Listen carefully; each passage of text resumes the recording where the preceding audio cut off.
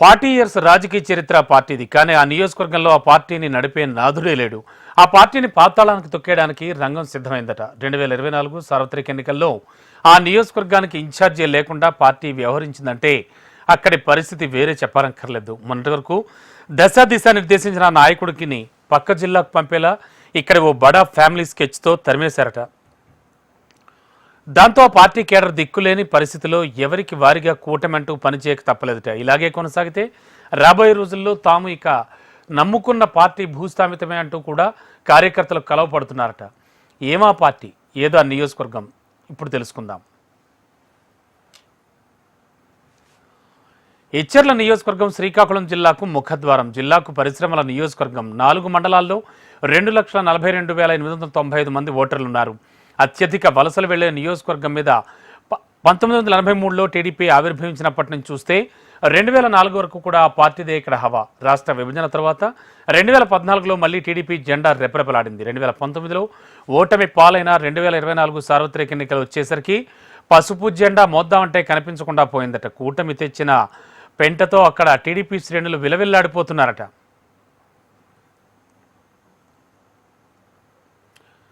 ఈ నియోజకవర్గం నుంచి టీడీపీ పొలిట్ బ్యూరో సభ్యుడు కిమిడి కళా వెంకట్రావు ఆధిపత్యం వహిస్తుండడం, రాష్ట్ర అధ్యక్షుడు కింజారపు అచ్చెన్నాయుడు వీళ్ళిద్దరి మధ్య భేదాభిప్రాయాలతోనే ఎన్నికల్లో పొత్తులో భాగంగా బీజేపీకి ఇచ్చారనే టాక్ ఉంది. అచ్చెన్నాయుడు ఒంటెత్తు పోకట్ల వల్లే ఇలా జరిగిందని కేడర్ లోపల మదన పడుతోంది. కేడర్ను ఆదుకునే దాత నియోజకవర్గంలో లేడట. కింజారపు తన పబ్బం కోసం సీనియర్ అయిన కళా వెంకట్రావును పోగబెట్టి పక్క జిల్లాకు పంపారని గుసగుసలు ఆడుకుంటున్నారట. కనీసం ఈ నియోజకవర్గానికి ఇన్ఛార్జిగా ఎందుకు నియమించడం లేదనేది అక్కడి కేడర్ టాక్. ఇక్కడ ఎందుకు నాయకుడిని నియమించలేదంటే మాటలు దాటేస్తున్నారే తప్ప స్పష్టత లేదట. కళా వెంకట్రావుకు అనుకూలంగా ఉన్న వర్గీయులను ఏరేయడానికి అనే టాక్తోనే ఆందోళన వ్యక్తం చేస్తోందట కేడర్. మరోపక్క కూటమి అభ్యర్థి నడుకుదుటి ఈశ్వరరావు అలియాస్ ఎస్ఈఆర్, ఇతను కమ్మ సామాజిక వర్గం. ఈ వర్గం నియోజకవర్గంలో కేవలం 2% ఓటింగ్ మాత్రమే ఉంది. కానీ చాప కింద నీరులా 2024 ఎన్నికల్లో మిమ్మల్ని నాయకుడు లేని లోటు లేకుండా చూసుకుంటా ఉన్నారు కదా, అందరూ కమలం వైపు రండి అంటూ తెలుగు తమ్ముళ్లకు ఆఫర్లు ఇస్తున్నారట. ఇక్కడ ఇన్ఛార్జ్ లేడనే విషయం అధినేతలకు తెలీదా అంటూ సూటిపోటి మాటలతో ఓ పక్క బీజేపీ వైసీపీ నాయకులు ఎగతాళి చేస్తున్నారట. ఎస్ఈఆర్ మాత్రం టీడీపీ నేతలు యూజ్ అండ్ త్రో టైప్. తాను మాత్రం పక్కా లోకల్, ఇక్కడే ఉంటాను, ఎక్కడికి వెళ్ళను. రణస్థలం మండలంలో బంటుబిల్లిలో తన సొంత ఇల్లు, ఓ కార్పొరేట్ స్కూల్ ఉంది.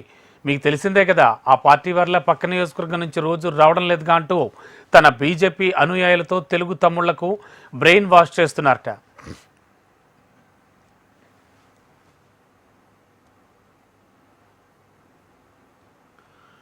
ఎచ్చెర్ల నియోజకవర్గాన్ని గాలికి వదిలేశారంటూ అధినేత చంద్రబాబు లోకేష్పై మండిపడుతున్నారు. సిక్కోలు జిల్లాలో కింజారపు వారికి ఎదురు ఉండకూడదు, వారు ఆడిందే ఆట పాడిందే పాటగా ఉండాలి అంటే సీనియర్ నాయకులను పద్ధతి ప్రకారం తప్పించేశారు కింజారపు బాబాయ్.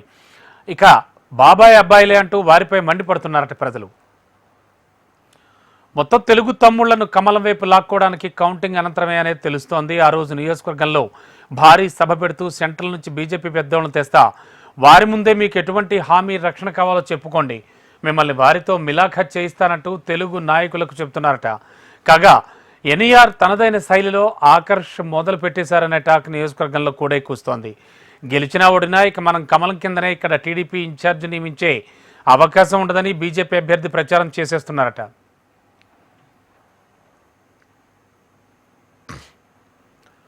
నావకు కెప్టెన్ లేకపోవడంతో పక్క అధికార పార్టీ నాయకులు కూడా మా పార్టీకి రండి, మీకు అండగా ఉంటాం, మనమంతా బీసీలమే, 2% ఓటింగ్ లేని ఓసీ నాయకుడు కింద మోచేతి నీళ్లు తాగడం అవసరం అంటూ కూడా వాళ్ళు తెలుగు తమ్ముళ్లకు బ్రెయిన్ వాష్ చేస్తున్నారట. దీంతో క్షేత్రస్థాయిలో ఉన్న తెలుగు తమ్ముళ్ళు ఏంట్రా ఈ కర్మ, అధినేత మన నియోజకవర్గాన్ని ఎందుకు వదిలేశాడు, బీజేపీలో కలిపేస్తాడా అంటూ ప్రశ్నించుకుంటున్నారు. వారి ప్రశ్నలకు సమాధానాలే దొరకడం లేదట. దీంతో కేడర్ తలనొప్పితో సతమతమవుతోందట. దీంతో కౌంటింగ్ తర్వాత చూద్దాంలే అంటూ కొందరు మనసు స్థిమితం చేసుకుంటున్నారట.